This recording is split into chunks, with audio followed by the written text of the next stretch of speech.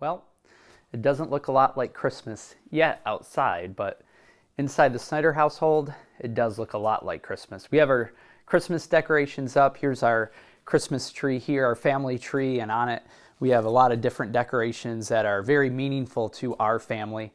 We look forward to the Christmas season. We look forward to spending time with family and friends and celebrating together and opening presents and getting time off of school and work so that we can spend time together. It really is a good time, but yet we also need to recognize that Christmas can be a lonely time for many. And so I just want to spend a few moments just talking about loneliness and how it is that we can deal with it this time of year, especially if we're struggling with this feeling in our lives. The first thing I would say if you're struggling with loneliness during the Christmas season is this: realize you are not alone. God has made you to be a relational being. He did that back in the Garden of Eden when he brought Adam and Eve together. His creation was not good until both were created and both were brought together. And so you are a relational being, which means this: there will be times in your life where you will experience seasons of loneliness. And you may be in one of those right now. The second thing I would encourage you to do is try to identify the reason for your loneliness. Maybe you are someone who is just a naturally shy kind of a person, and so you tend to protect yourself, you tend to pull back sometimes from people, and that may be a reason. Maybe you have a personality that's a little bit overly aggressive, and so people tend to pull away from you at times, and you may need to identify that in your life. Maybe it's because you've experienced a tragedy or a loss in your life of someone that you have loved this past year or the year before, and it has really affected you, especially during this time of year. So you need to identify the reason for your loneliness.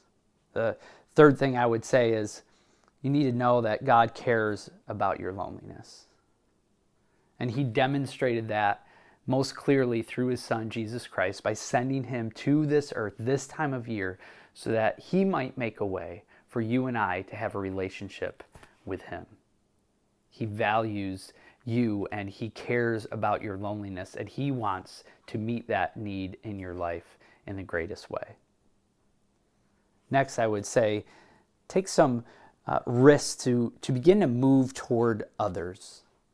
In other words, if you're lonely, don't wait for people to come to you, but you may have to take risks and move towards others. Take that initiative, and that can be hard, especially if you're a shy person or if you've lost someone.